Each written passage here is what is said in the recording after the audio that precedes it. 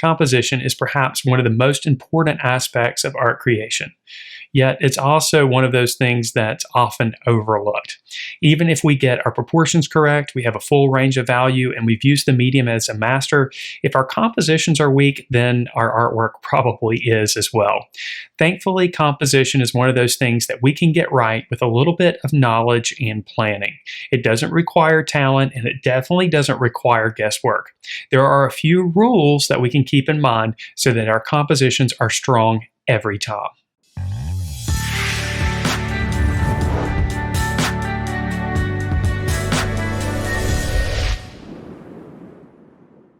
Hello everyone, Matt here with thevirtualinstructor.com, and in this lesson we're going to discuss composition.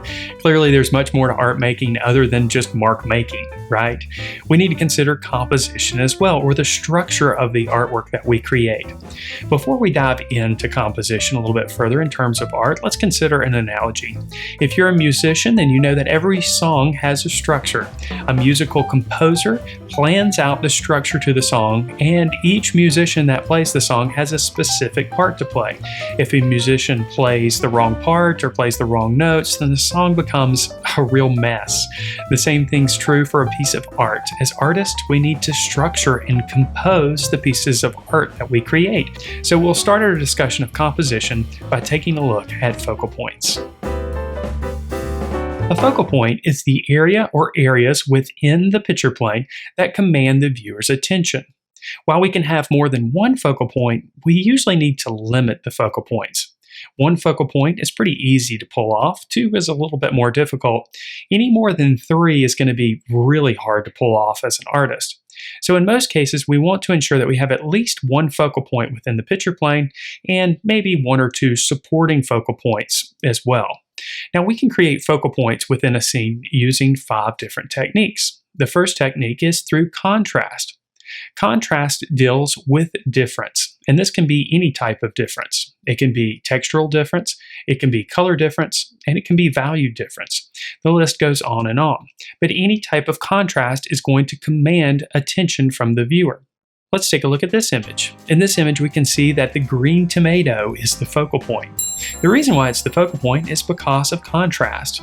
The green contrasts the red around it. In fact, red and green are complementary colors. It provides a high level of contrast, thus commanding our attention and creating a focal point.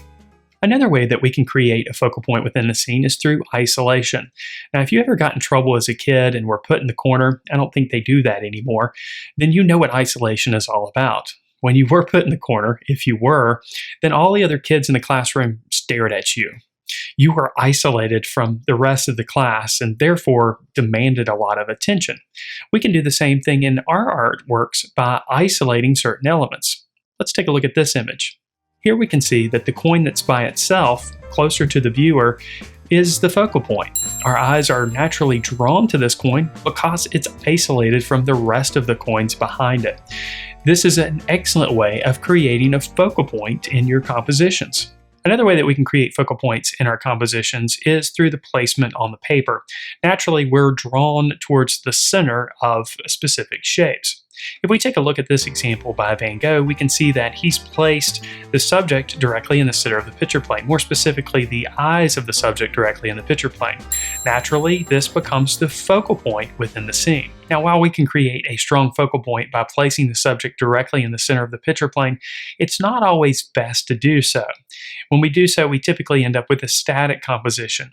We can make the composition a little bit more dynamic by just placing the subject slightly off center, or better yet, along one of the thirds of the picture plane, but more on that in just a moment. Another way that we can create a focal point is through convergence. Now, convergence deals with the use of actual lines and shapes or implied lines and shapes that help to direct a viewer's eye to a specific location. We can take a look at how convergence works in this image.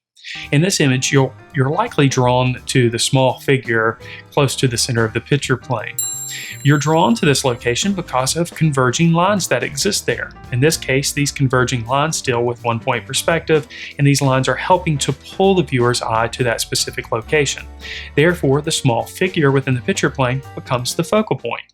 Another way that we can create a focal point is through the use of the unusual.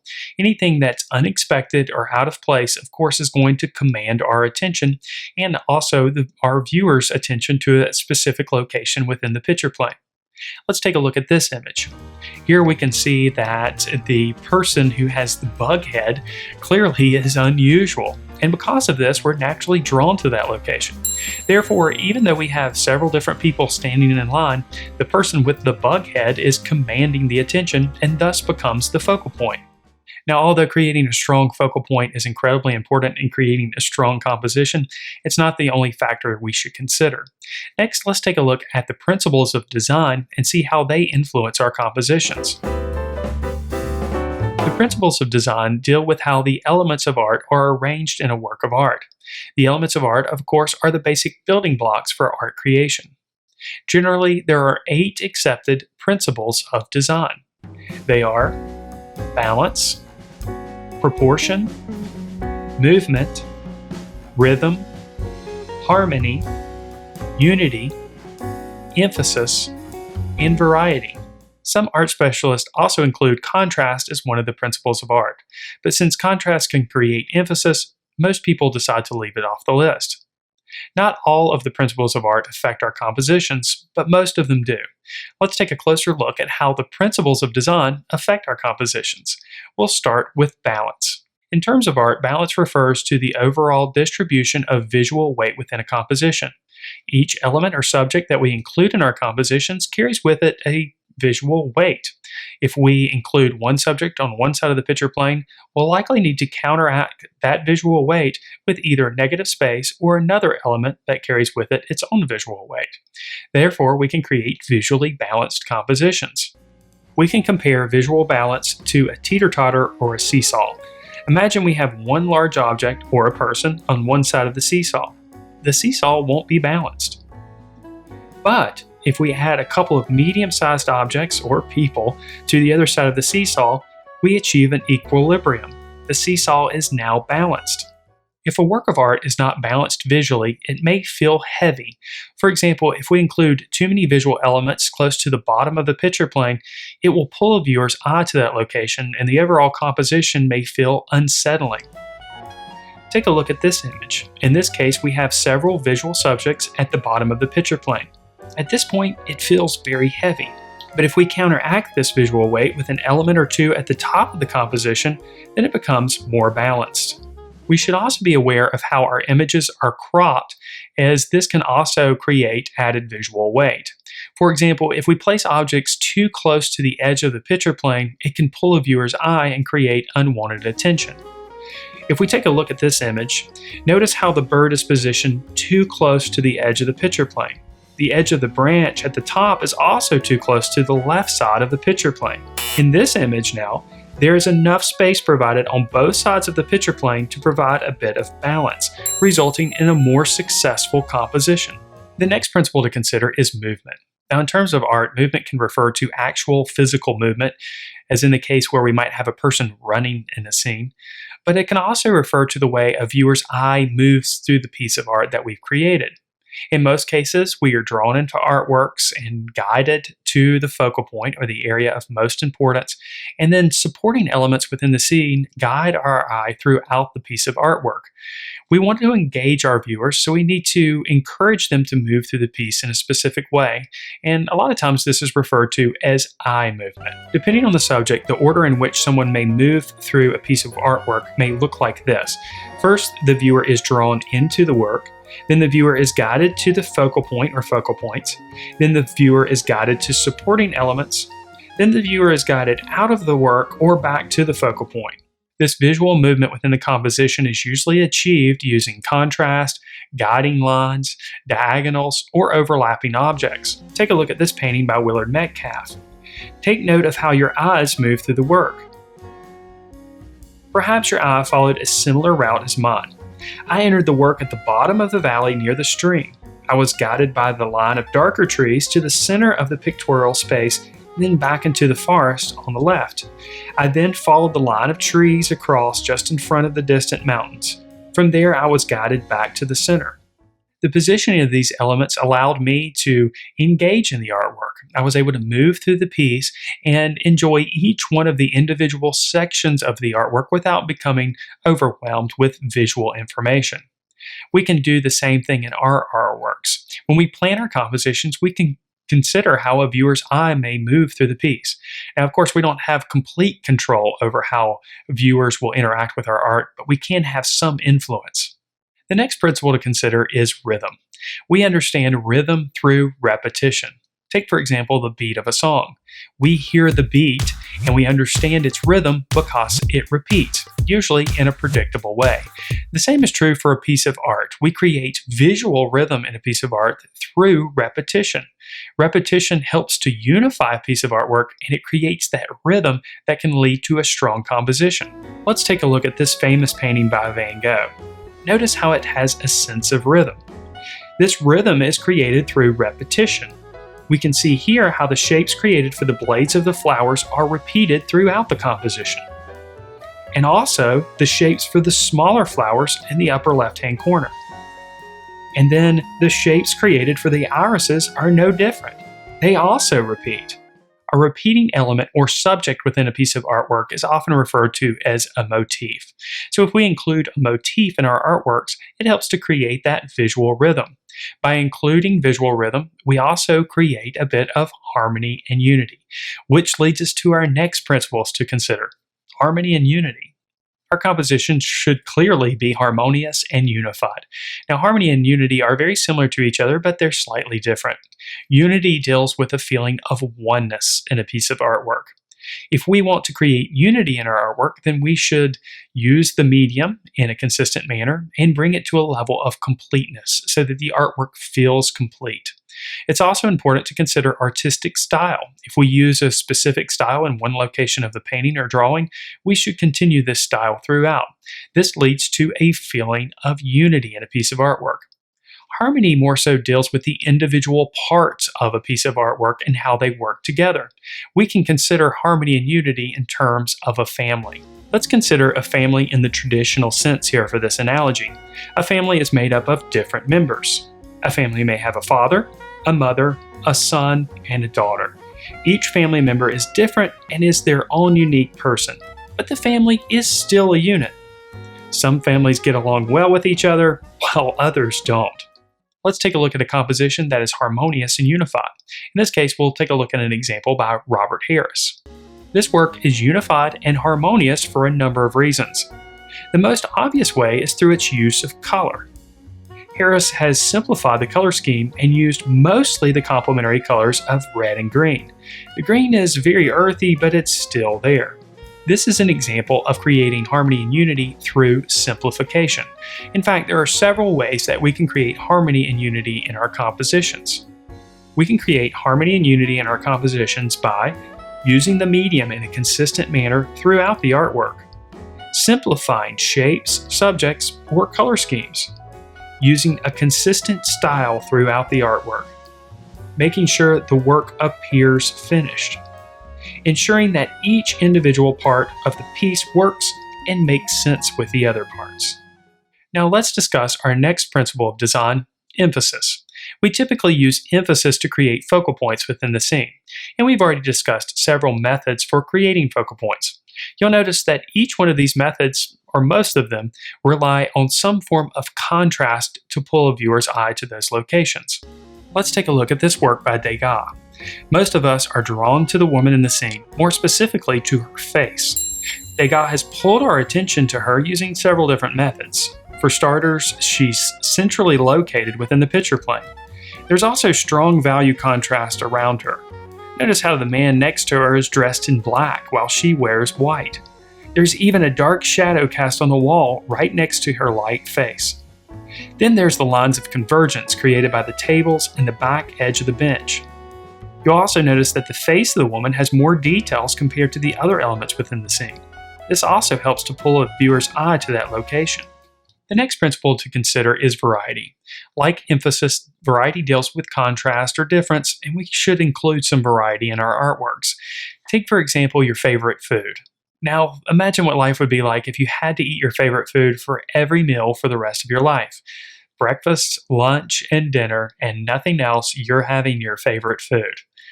The first day it may be great, but on the second day you might start to grow tired of your favorite food, and over time you probably start to hate it. We should approach our artworks in the same way. We shouldn't bore our viewers with the same thing over and over again throughout the artwork. We need to mix things up a little bit and have some variety. The key here is combining variety and harmony in a masterful way.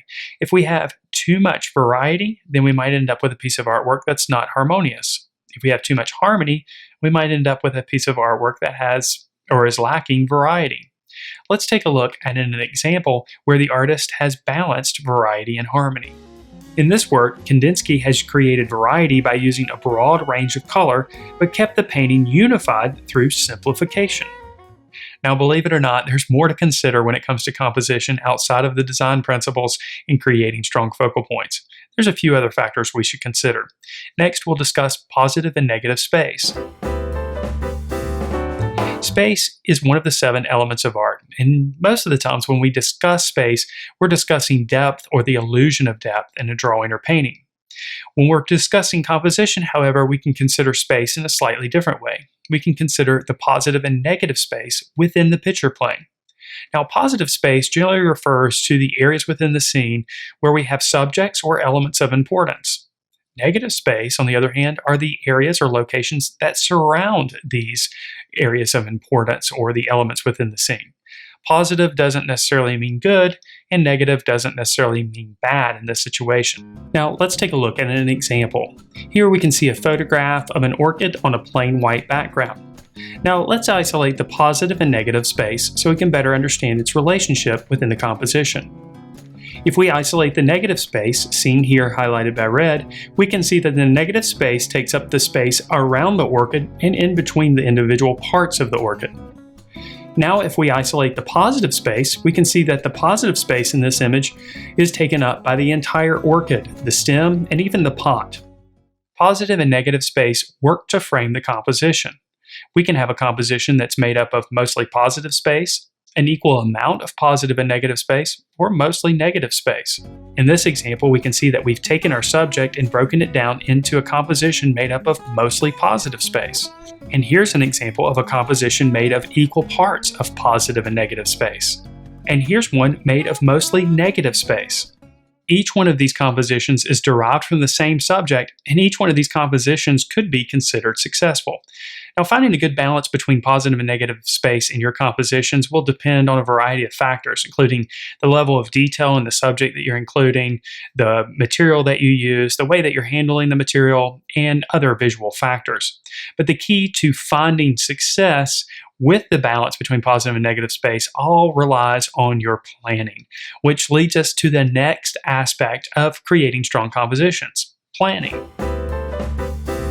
Planning is perhaps the most important aspect to finding success with our compositions. Unfortunately, planning is the step that most people skip completely. Take, for example, you're going on a road trip to a place you've never been before. You wouldn't just pack your bags, hop in the car, and take off. You most likely would do some form of planning. You might look at a map, or you might enter the address in your navigation system. Either way, you're doing some sort of planning. We need to approach our drawings and paintings in the same way. We need to have some idea of where we're going with the artworks that we create before we start creating them.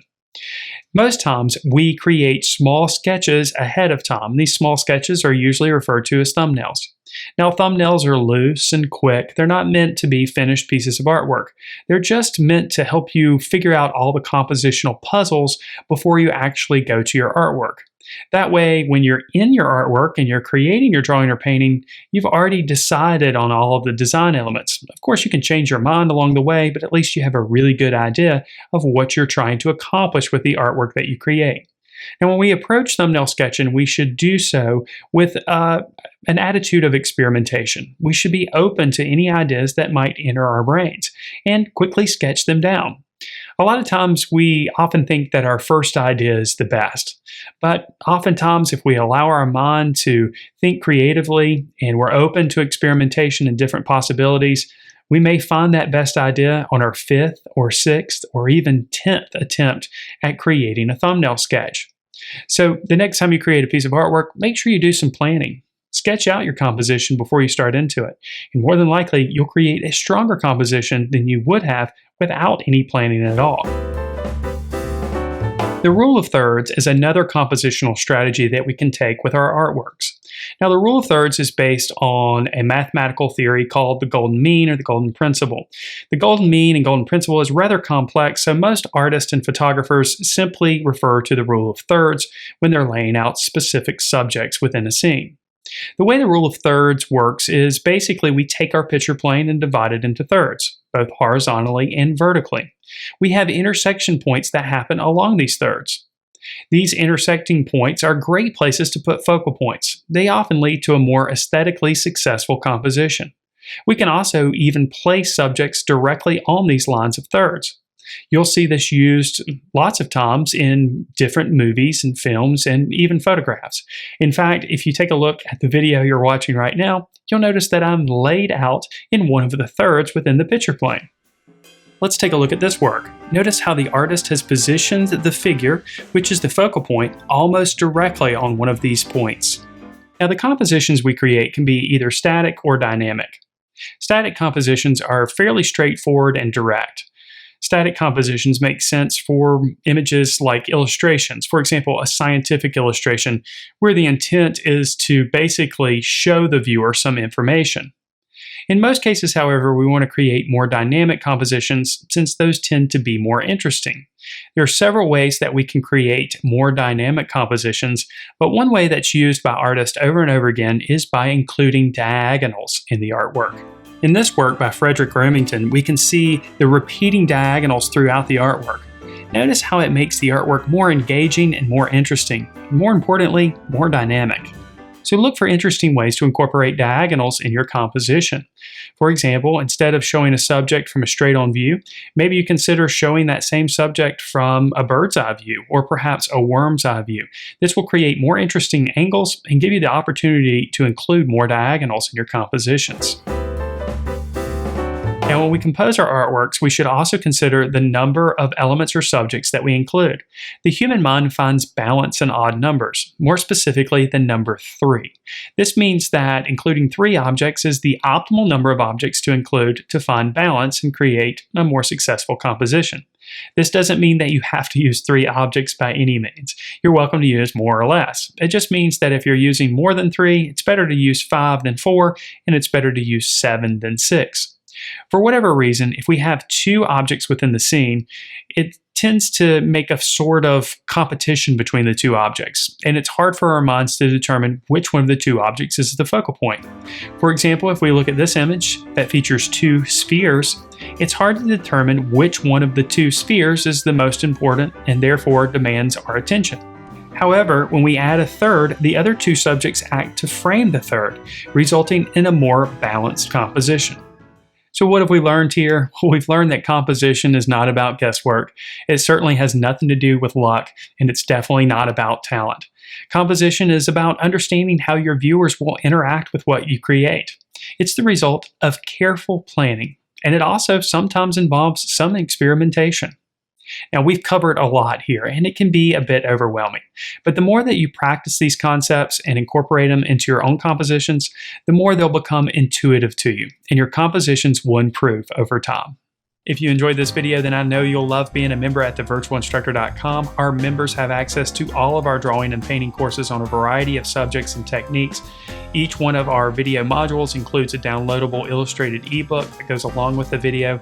We also have weekly live lessons. All of these lessons are streamed for an hour each week on a variety of subjects and mediums, and they're recorded and stored in our library, our vault of recorded live lessons from the past. So the program just continues to grow week by week. There's also the weekly critiques, which are part of the Members Minute, where you can learn by analyzing the artworks of others. There's a year-long lesson plan for visual arts teachers that includes lesson plans, video resources, handouts, and much, much more. There's just so much involved in our unique membership program.